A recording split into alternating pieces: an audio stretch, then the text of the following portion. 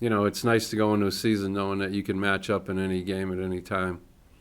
How much input are you having during some of those decisions? Because you've seen a lot of these guys on the other side of the ball. Are you able to put in, hey, this guy's looking great. This is somebody that may have a lot of upside we can work with, whatever it may be?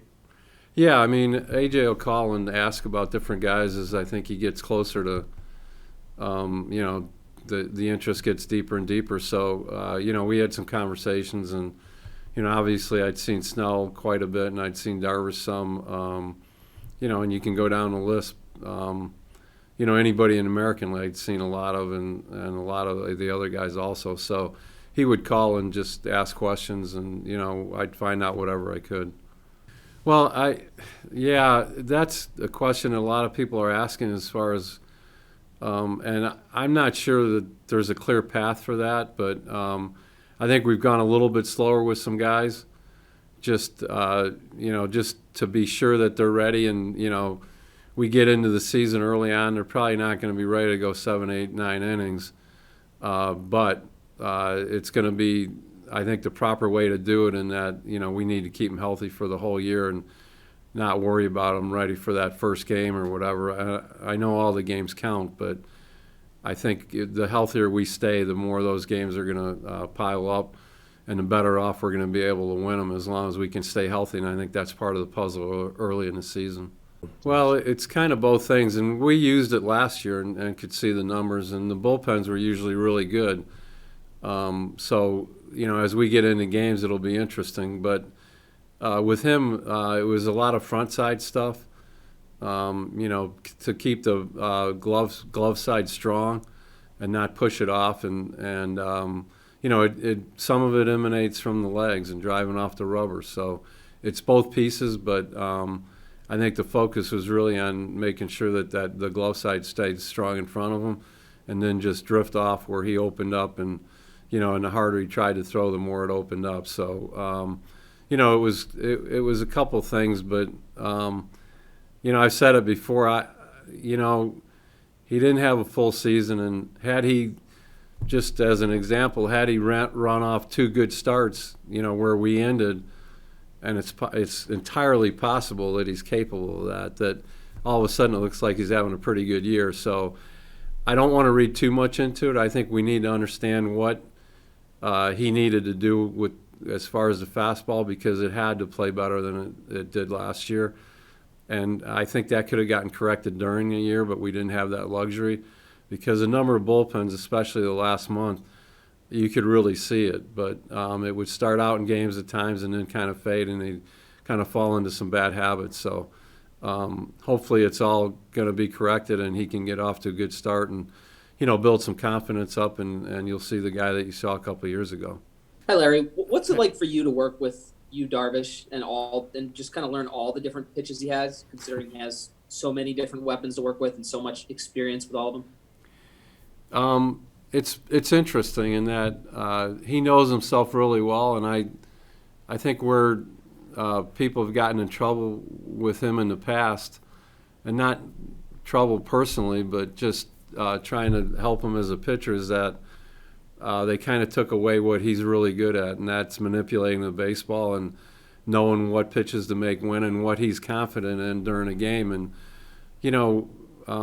if you go back to when he first came over, and he still has it, the velocity's 98 and can be up from that. And, when people see that, they want the pitcher to throw fastballs a lot, and that's not necessarily what works. And he's got a lot of confidence and is able to manipulate the ball with spin. And I think that's a real strong suit. The ability to throw the ball as hard as he can is a really good strong suit, but they play off each other. And I think a lot of times it plays backwards from what people would like to see, but I think it's highly effective, and he's gotten comfortable in his own skin with that.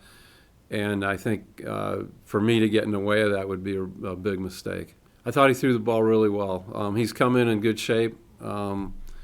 He's worked on some things and still has some work to do, but we'll see as we go into the games. But I guess saying that I don't like to use that much, but I will.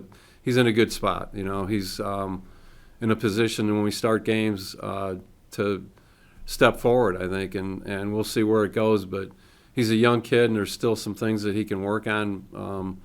But he's fun to watch, and he ages me a lot because I had his dad also. So when he came in that playoff game in Texas, he sat down, and I knew he was a little bit nervous, and I said, you're really making me feel old. And he kind of looked at me, and I said, I coached your dad years ago. And he kind of laughed, so it was interesting. But, you get to that point in life, and it's nice to be able to do this long. So, but he's an interesting guy and has worked at it. A young guy that has a pretty good feel for pitching. You has been going every other day, bullpen off, bullpen live. Is that something he's always done, or why is he not taking the extra day of rest? No, he has. This time around, he went bullpen pretty light, and then through the batting practice, and then we sat down and talked about a schedule that would work, how to build up arm strength, and all that stuff. So I think the schedule's not been overloaded, but he's got the chance to build some arm strength and get through some of the stuff that he needs to get through as far as working on pitches and things like that without. It's really not been very taxing. The sides have been light.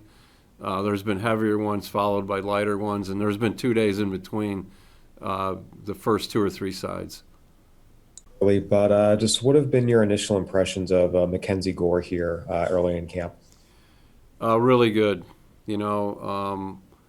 He's come in with a purpose. The ball's coming out of his hand with explosiveness. He's worked on some things breaking ball wise and gotten some better spin on the curveball and the changeup.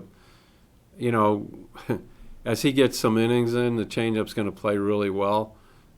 He's a young kid with a good arm that right now is going to use it, and so the changeup, sometimes comes and goes a little bit until they get settled in.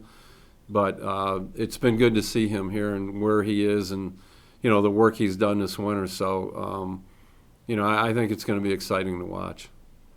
He had some timing issues in his delivery at the alternate site last year.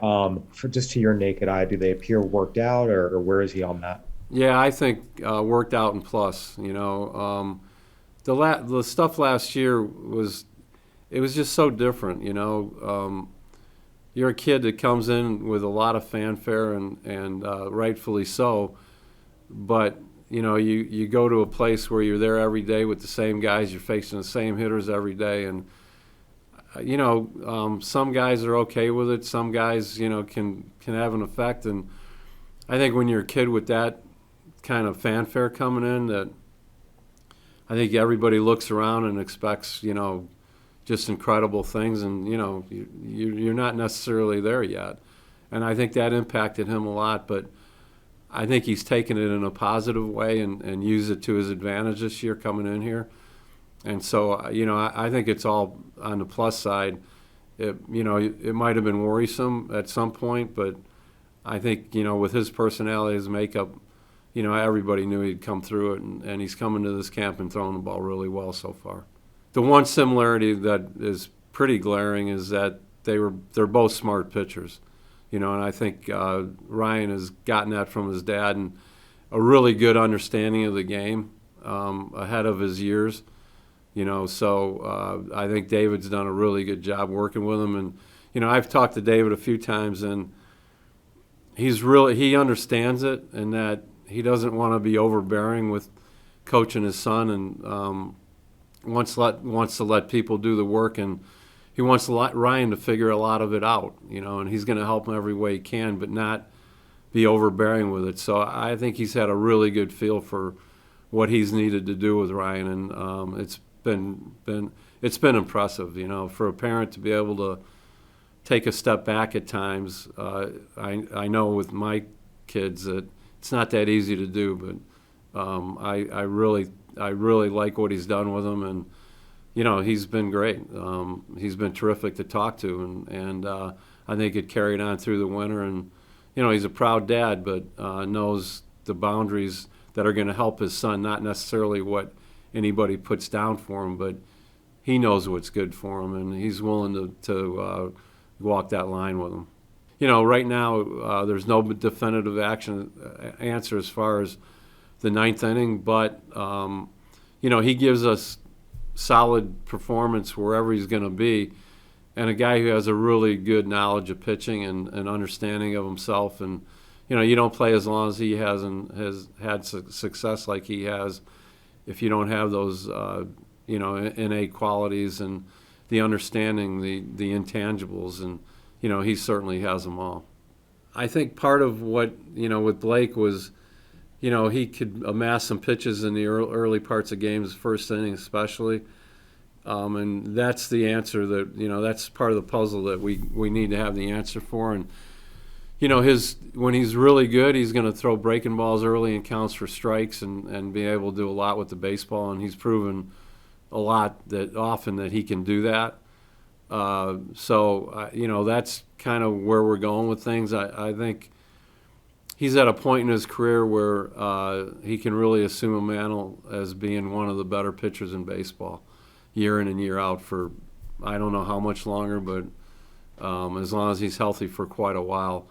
It's up to us to bring him to that point. And I think this year is going to be one of the points at which we're smart about it.